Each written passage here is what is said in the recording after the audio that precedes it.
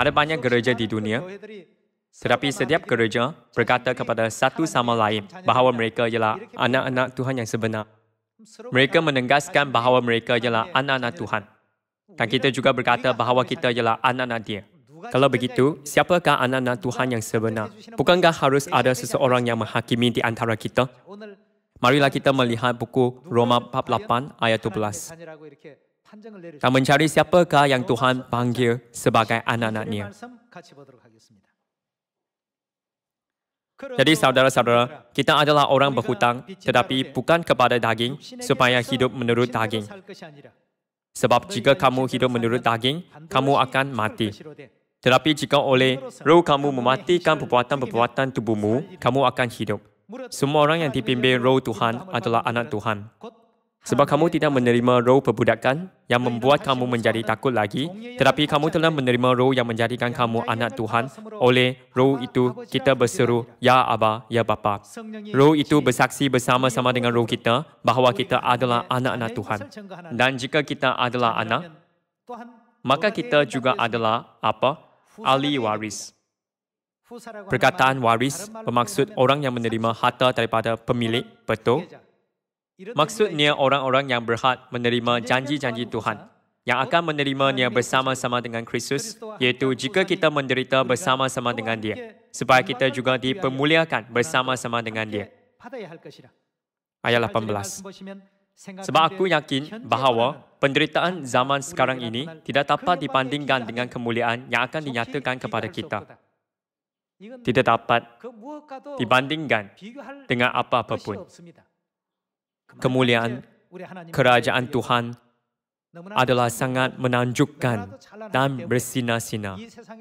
Walaupun menjalani kehidupan yang jemu, penat dan letih di bumi ini, apabila kembali ke rumah kita, iaitu kerajaan Tuhan yang abadi, hanya kegirangan dan kegembiraan yang berlimpahan setiap hari.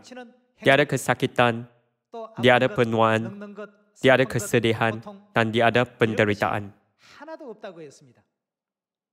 Rasul Paulus melihat semua itu. Segala-gala yang telah dia pelajari dan latar belakang keluarga yang bagus bukanlah sesuatu yang dia bandingkan dengan kerajaan Tuhan. Jadi, walaupun dia mengalami kesukaran, kelaparan, berpakaian buruk, dan tidak tidur, bagaimanakah dia menginjil? Dia menginjil dengan kegirangan dan kegembiraan.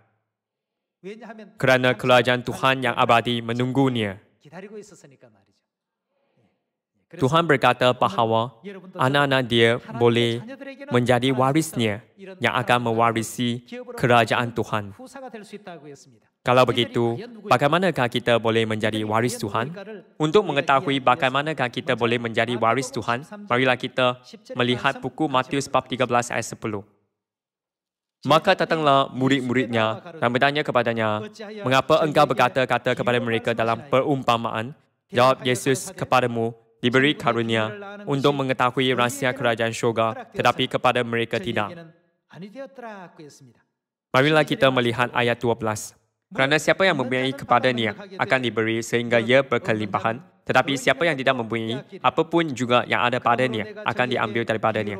Itulah sebabnya aku berkata-kata dalam perumpamaan kepada mereka, kerana sekalipun melihat, mereka tidak melihat, dan sekalipun mendengar, mereka tidak mendengar dan tidak mengerti. Maka pada mereka, genaplah nubuat Yesaya yang berbunyi, kamu akan mendengar dan mendengar, namun tidak mengerti. Kamu akan melihat dan melihat, namun tidak menganggap.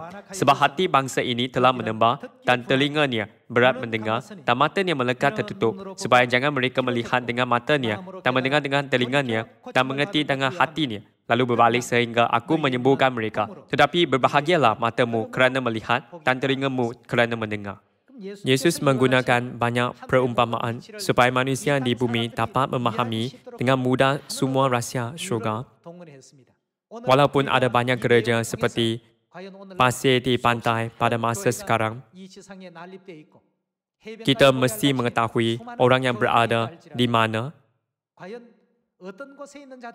dan orang yang memiliki iman apa boleh menjadi waris-waris Tuhan melalui perumpamaan yang Yesus gunakan. Tertulis bahawa roh itu bersaksi bersama-sama dengan roh kita bahawa kita ialah anak-anak Tuhan.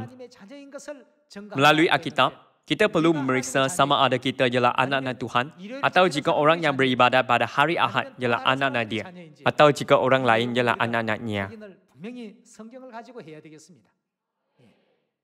Marilah kita menyambung dengan buku Matius bab 13 ayat 34. Semuanya itu disampaikan Yesus kepada orang banyak dalam perumpamaan dan tanpa perumpamaan sesuatu pun tidak disampaikannya kepada mereka. Supaya genaplah firman yang disampaikan oleh Nabi. Aku mau membuka mulutku mengatakan perumpamaan. Aku mau mengucapkan hal yang tersembunyi sejak dunia dijadikan. Di antara banyak perumpamaan yang Yesus gunakan pada hari ini, melalui perumpamaan keluarga Abraham yang muncul di dalam buku Lukas bab 16, kita akan pastikan siapakah yang akan menjadi waris-waris dan anak-anak syurga. Marilah kita pergi ke buku Lukas bab 16 ayat 19. Ada seorang kaya yang selalu berpakaian jubah ungu dan kain halus, dan setiap hari ia bersukaria dalam kemewahan. Tak ada seorang pengemis bernama Lazarus badan yang penuh dengan borok, berbaring dekat pintu orang kaya itu dan ingin menghilangkan laparnya. Dengan apa yang jatuh dari meja orang kaya itu, malahan anjing-anjing datang dan menjilat boroknya. Kemudian matilah orang miskin itu, lalu dibawa oleh malaikat-malaikat ke pangkuan Abraham. Orang kaya itu juga mati, lalu dikubur. Dan sementara ia menderita sengsara di alam maut, ia memandang ke atas, dan dari jauh dilihatnya Abraham dan Lazarus duduk di pangkuannya. Lalu ia berseru katanya, Bapa Abraham, kasihanilah aku, suruhlah Lazarus supaya ia mencerutkan ujung jarinya ke dalam air dan menunjukkan lidahku, sebab aku sangat kesakitan dalam nyala api ini. Orang kaya mati dan Lazarus pun mati juga.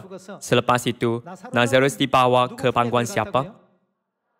Dia dibawa ke pangkuan Abraham. Tetapi ke manakah orang kaya pergi? Dia pergi ke alam maut, iaitu neraka. Orang kaya yang pergi ke neraka meminta dengan bersungguh-sungguh apabila dia melihat Lazarus di pangkuan Abraham. Bapa Abraham, kasihanilah aku.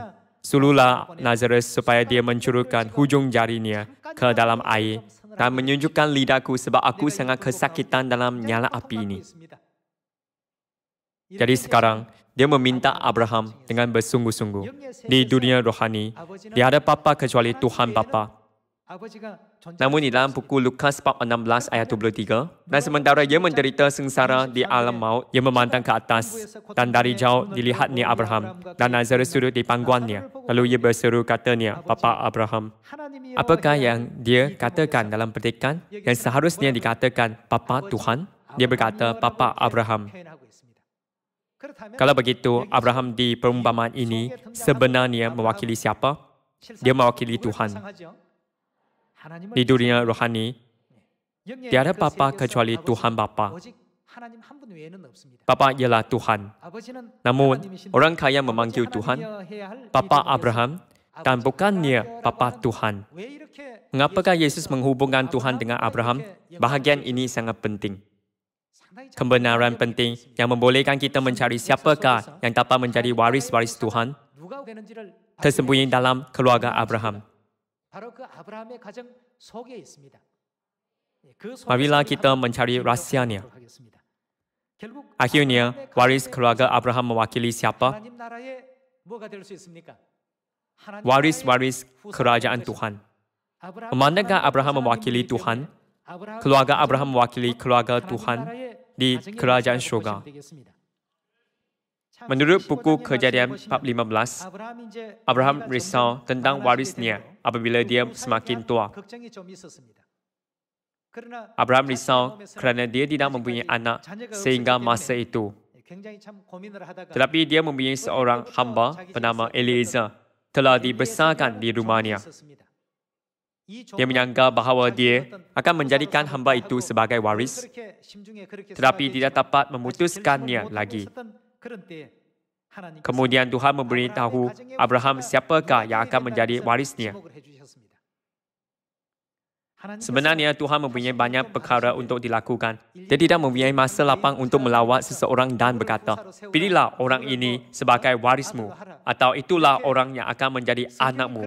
Alkitab bukan buku yang mengandungi perkara-perkara ini.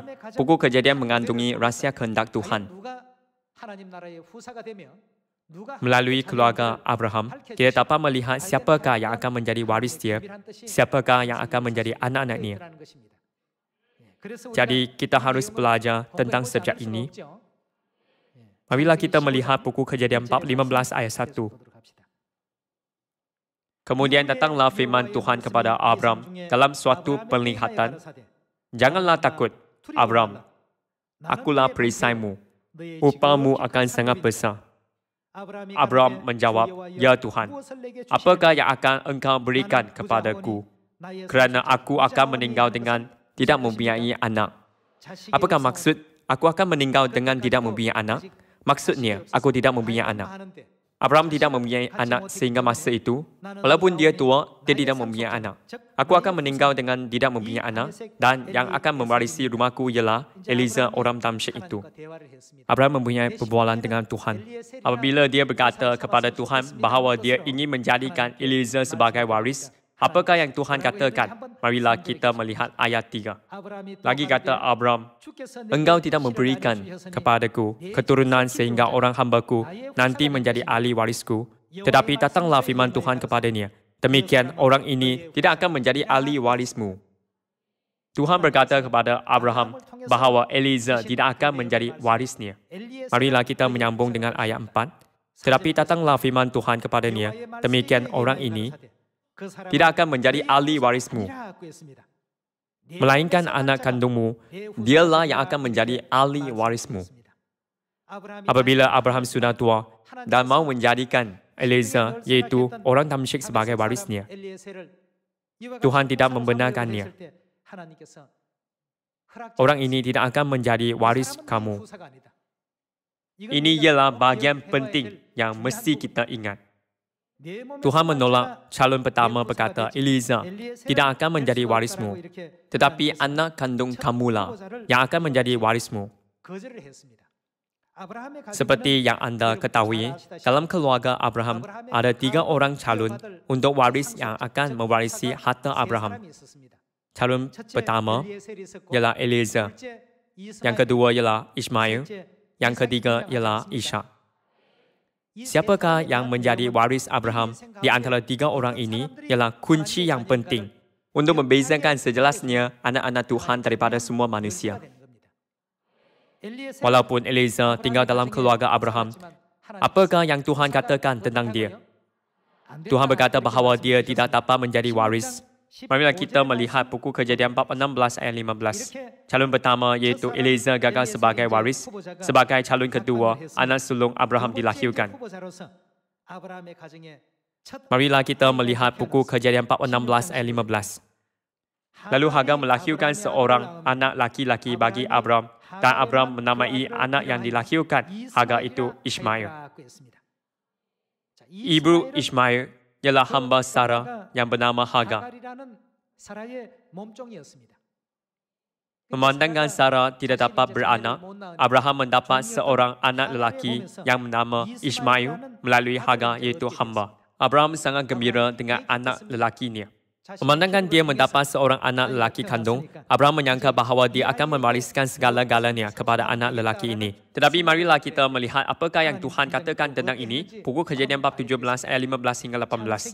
Selanjutnya Tuhan berfirman kepada Abraham tentang isterimu, Sarai, janganlah engkau menyebut dia lagi Sarai, tetapi Sarah, itulah namanya. Aku akan memberkatinya, dan daripadanya juga aku akan memberikan kepadamu seorang anak laki-laki, bahkan aku akan memberkatinya sehingga ia menjadi ibu bangsa-bangsa. Raja-raja bangsa-bangsa akan lahir daripadanya. Lalu tertutuplah Abraham dan tertawa serta berkata dalam hatinya, mungkinkah bagi seorang yang berumur 100 tahun dilahirkan seorang anak, yang mungkinkah Sarah yang telah berumur 90 tahun itu melahirkan seorang anak? Dan Abraham berkata kepada Tuhan, sekiranya Ismail diperkenalkan hidup di hadapanmu.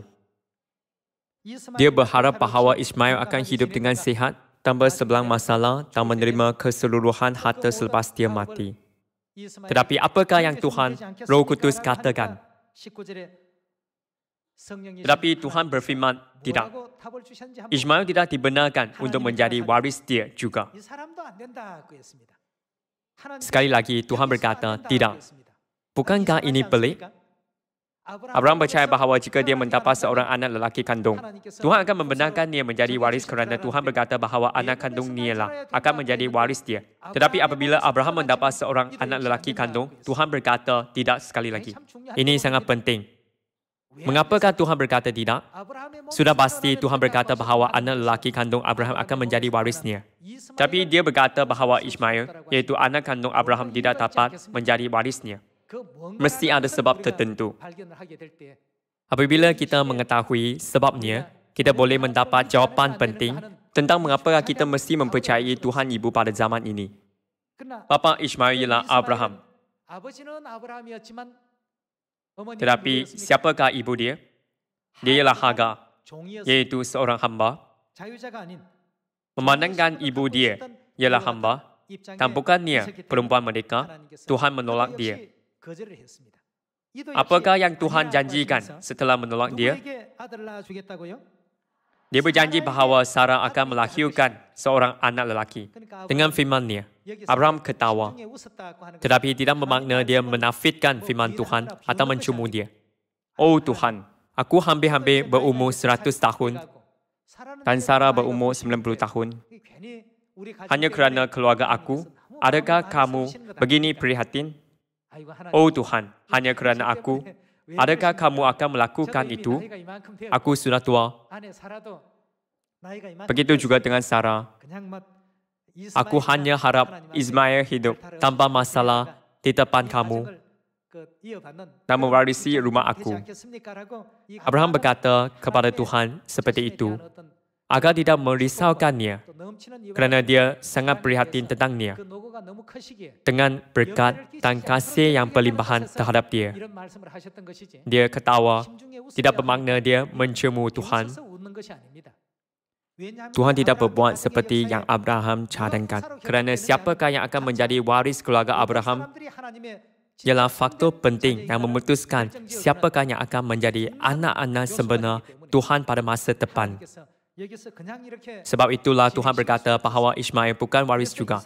Walaupun Ismail ialah anak kandung Abraham, dia dianggap tidak layak. Kalau begitu, melalui siapakah seorang anak lelaki harus dilahirkan untuk menjadi waris Abraham? Waris haruslah dilahirkan oleh Sarah.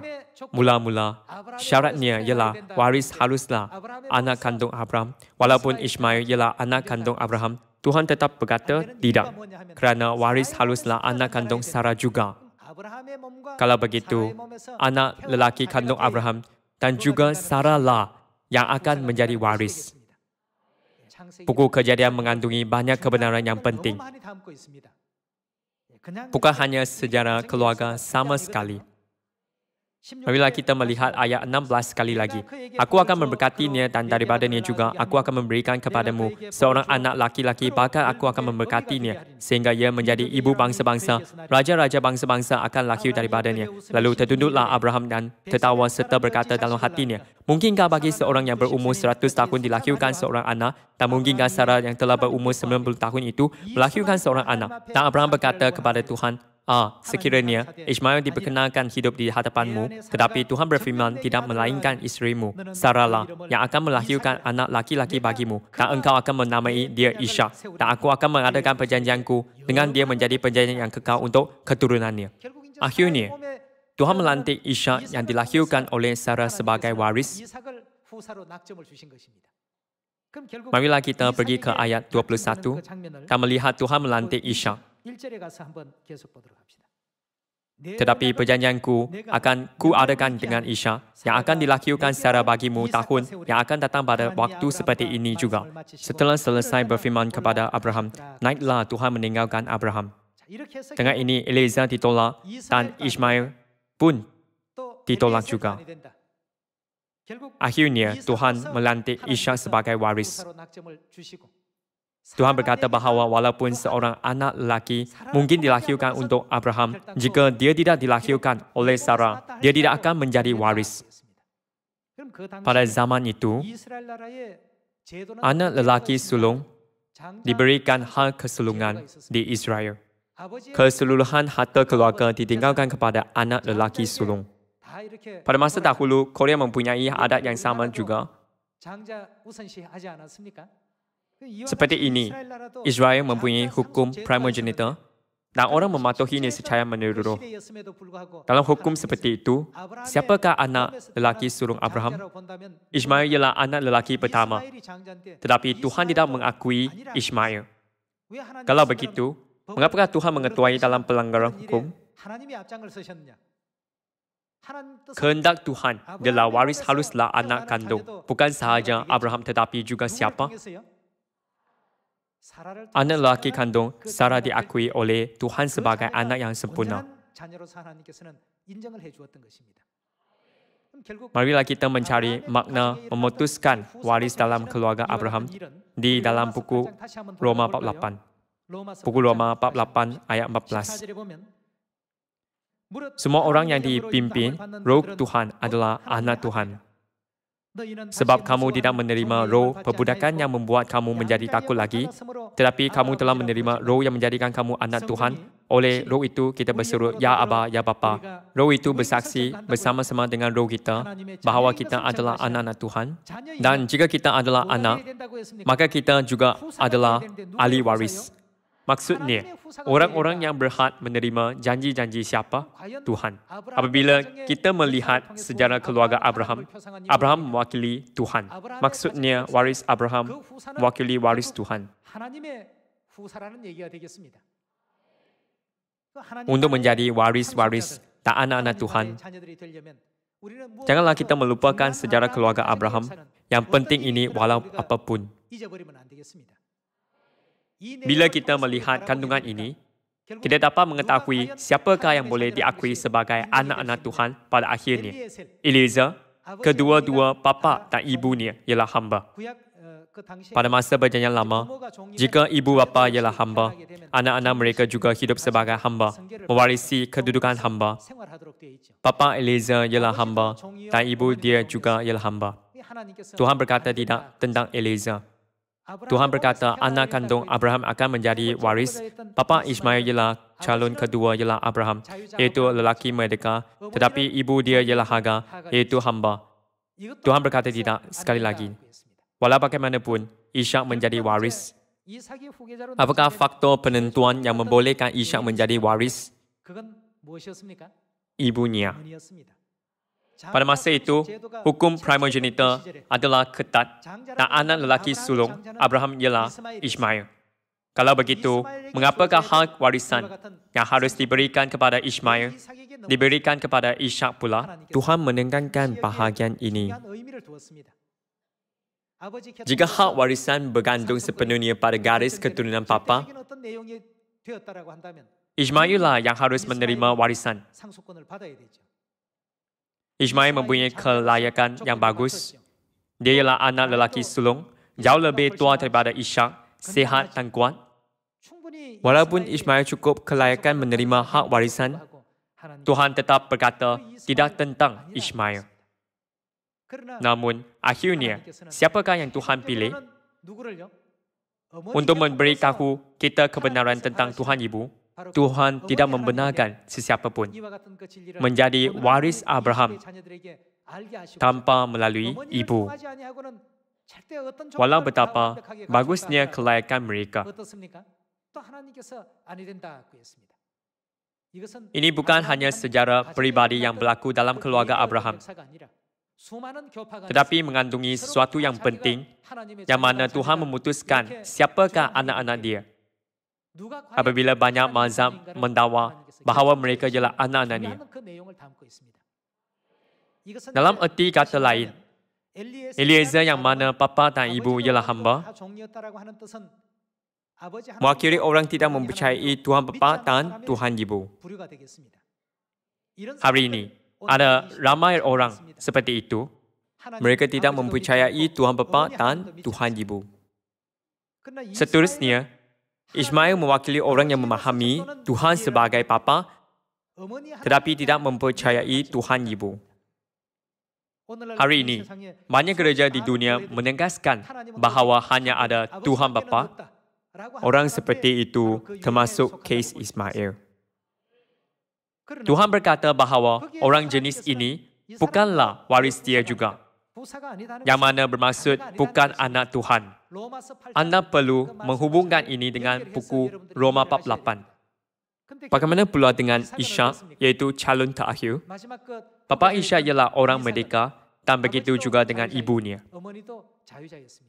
Orang merdeka bermaksud Tuhan. Orang yang menerima Tuhan Bapa dan Tuhan Ibu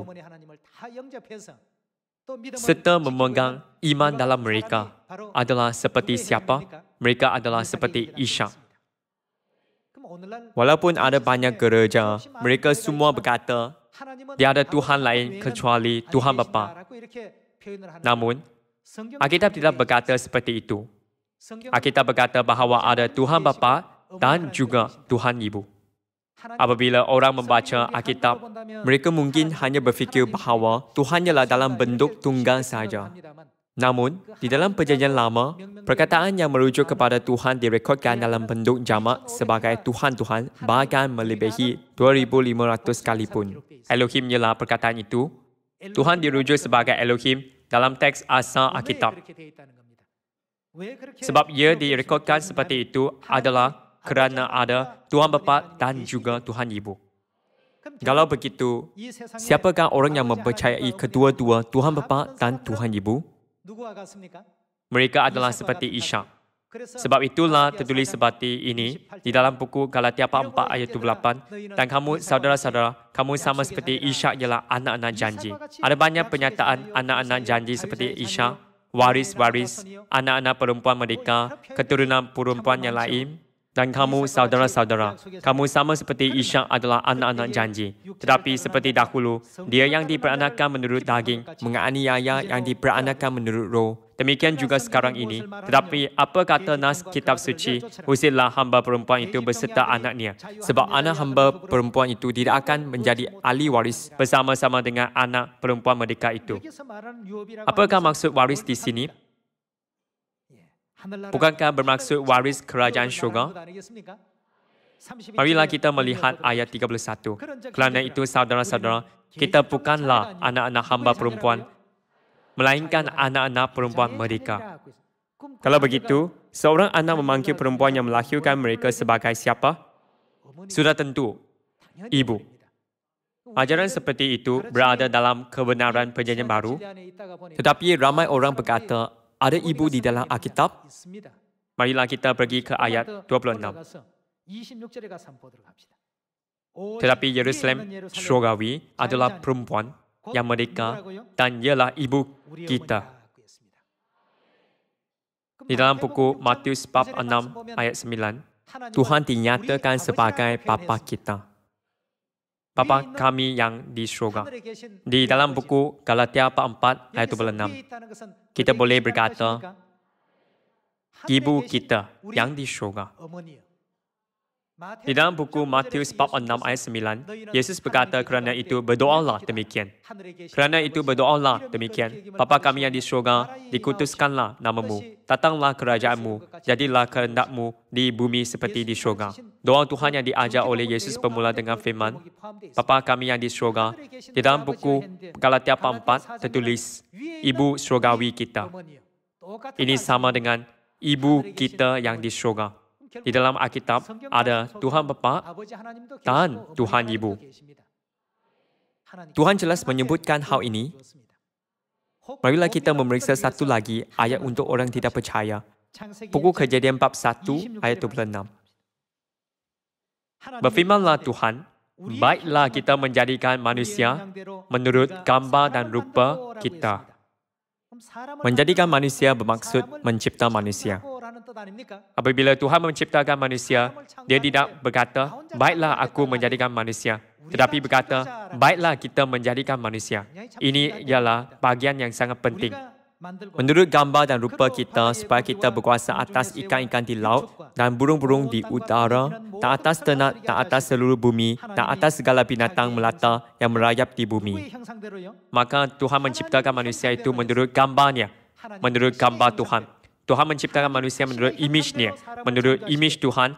Siapakah yang Dia ciptakan? Dia menciptakan lelaki dan perempuan. Selepas berkata, baiklah kita menjadikan manusia menurut gambar dan rupa kita, Tuhan menciptakan lelaki menurut imej-Nya dan Tuhan menciptakan perempuan menurut imej-Nya. Marilah kita berfikir tentang gambar daripada mesin cetak. Jika ada seorang lelaki dan seorang perempuan pada gambar, bolehkah anda mengetahui tentang gambar asal atau tidak? Mesti ada seorang lelaki dan seorang perempuan pada gambar asal. Dapatkah anda mengetahui tentang gambar asal tanpa melihatnya? Sudah tentu anda dapat. Apabila Tuhan menciptakan manusia menurut imej-Nya, lelaki diciptakan. Dan seterusnya, Dia menciptakan manusia menurut imej-Nya, perempuan diciptakan. Kalau begitu, bolehkah anda mengetahui apakah imej-imej asal yang Tuhan miliki?